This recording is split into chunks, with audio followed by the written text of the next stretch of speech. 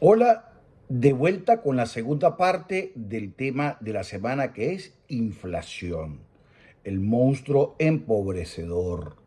Nos quedamos en que los Estados Unidos había evitado un impacto inflacionario fortísimo como producto de los aranceles desproporcionados que el gobierno norteamericano impuso a partir del año y particularmente el día 2 de abril, porque los empresarios norteamericanos, comerciantes, fabricantes, etcétera, habían visto la amenaza de los aranceles venir y decidieron hacer inventario, stock, abarrotarse de productos importados a precio pre-arancel, con poco o ningún arancel, para de esa forma, llegado el momento de imposición de los aranceles, ellos poder manejarse, mantener su competitividad en el mercado, mantener los precios, no perder espacio y no afectar a su clientela en forma inmediata.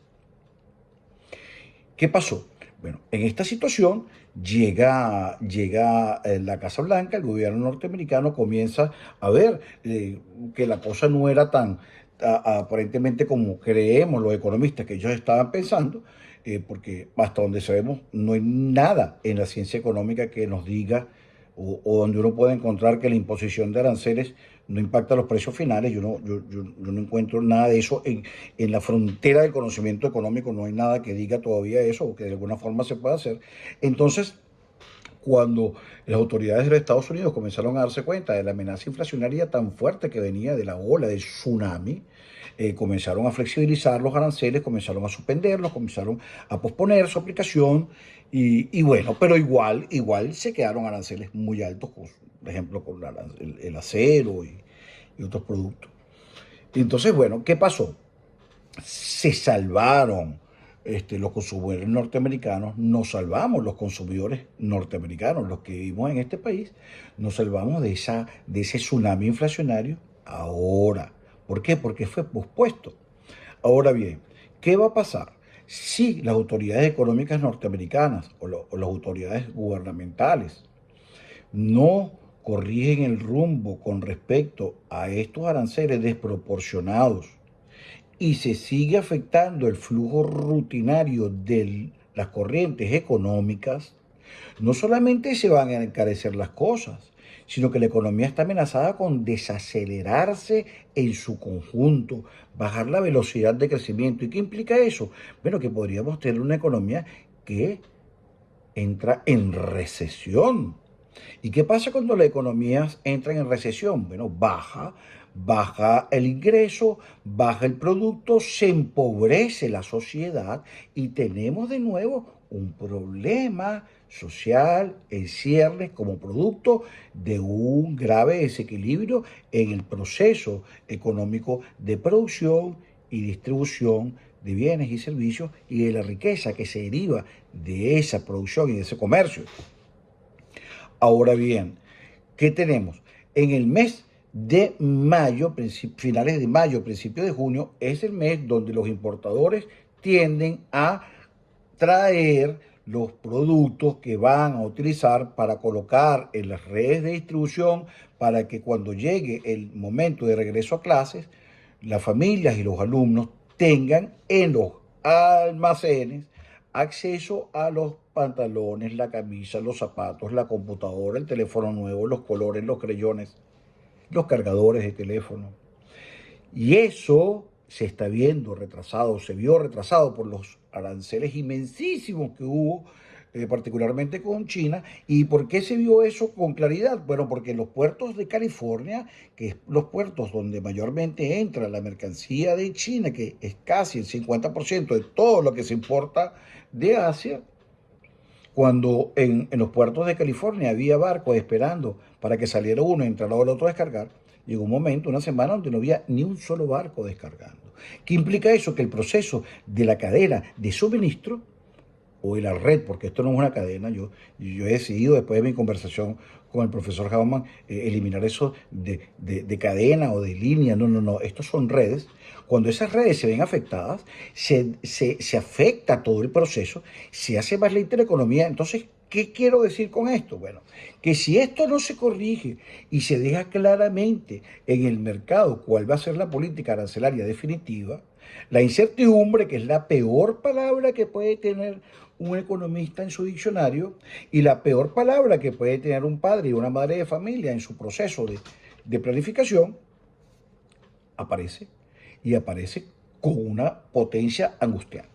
Y cuando hay incertidumbre, las fuerzas inflacionarias aparecen de nuevo o si están, se aceleran, porque todo el mundo se prepara para la peor de las circunstancias. Entonces, ahí es cuando entran los especuladores que veníamos hablando antes, o no sé si los hablé, porque hay gente, hay populistas y políticos que dicen, no, la inflación es un fenómeno especulativo de los comerciantes. Bueno, yo quiero dejarle claro a todo el mundo acá que no se dejen engañar más con ese discurso vacío, ridículo y sin ninguna base científica.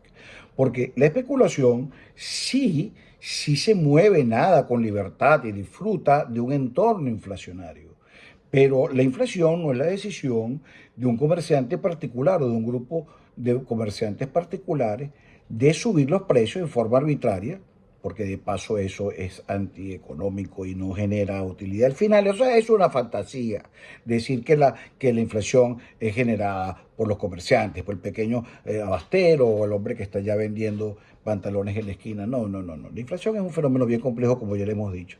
Como he tratado de simplificar acá, tal vez en forma muy sencilla, más de lo sencilla de lo que debería ser, pero más o menos creo que estamos dando la idea. Entonces, no es la especulación, nada de esas cosas. No son los comerciantes los que deciden que existe inflación o no. Es el entorno que se contamina y la incertidumbre, la psicología, que es uno de los elementos externos que influye en la velocidad de una inflación, aparece. Ahora bien, vamos a ver, si esto no se corrige, particularmente por mis modelos, yo podría esperar un impacto inflacionario en la economía norteamericana importante para finales de julio, entrando mayo y comienzo de clases. Y ni hablemos del el fin del año de la temporada decembrina, ni hablemos. Entonces, ¿qué pasa? Dentro de este contexto, este número que ya dijimos al principio, que era un número que todo el mundo aplaudió, lo tomaron como un éxito y yo creo que lo que es producto de un aplazamiento, de una tregua y que si no se toman las medidas necesarias vamos a un proceso inflacionario acelerado, peligrosísimo, que nos va a llevar a un proceso de recesión. Y recordemos una cosa, la economía norteamericana, la gente me dice, ¿por qué me enfoco? ¿Por qué yo la veo? ¿Por qué solamente hablo de ella? Es que la economía norteamericana es la economía más grande del planeta, es lo que mueve al mundo. El efecto gravitatorio de la economía norteamericana sobre el resto del mundo es como el efecto del Sol sobre los planetas. Y no es que no haya economías importantes, está China, está Europa, bueno, eso vendrían siendo Neptuno, Júpiter, que tienen fuerzas gravitatorias inmensas, pero Estados Unidos sigue siendo el Sol. Y lo que pasa aquí nos afecta a todos, queramos o no, afecta a todo el planeta en su conjunto, a todos los que habitamos esta nave espacial que llamamos planeta Tierra y que nos lleva viajando a través del universo. Entonces, bueno, para no desviarme tanto y concretar, estas fuerzas inflacionarias siguen vigentes. La Reserva Federal, me uno a aquellos que creen que está trabajando en forma responsable al no bajar las tasas y 3 aún, porque la Reserva Federal, recordemos lo que dije al principio en la primera parte, está utilizando el método más ortodoxo, que es mantener el acceso al dinero caro. Entonces la Reserva Federal responsablemente decide, yo todavía no voy a bajar las tasas como venía haciendo en el 2024, que lo venía haciendo porque se estaba viendo un horizonte de estabilización económica y crecimiento, las variables de empleo, de demanda, las expectativas del consumidor, todas están muy sólidas. Y entonces cuando aparece en el entorno económico esta palabra de aranceles generalizados, eh, la Reserva Federal ve una amenaza inmensa, decide dejar de bajar las tasas de interés, no las sube, sino deja de bajarlas. Hay presiones políticas para que estas tasas bajen, pero creemos todos que la Reserva Federal va a mantenerse firme, a esperar lo que todos estamos esperando, que haya claridad por parte del gobierno norteamericano con respecto a la posición final de su política arancelaria. Vamos a ver qué va a ocurrir, pero mientras tanto, señores, esto está buenísimo. Vamos a seguir haciendo un seguimiento de esto porque, como yo les dije, crean o no, lo que pasa en esta gran economía afecta a todo el mundo, a todo, hasta aquel que está en su casa en Barcelona, Venezuela, o que está en Managua, o que está en La Habana, o que está en Pekín. Lo que pasa aquí afecta al planeta. Entonces, yo los invito a suscribirse, a darle like a este video. Discúlpenme la iluminación, es que están haciendo trabajo acá y tengo problemas de espacio. Entonces tengo que empezarme a buscar los espacios y tengo poca iluminación.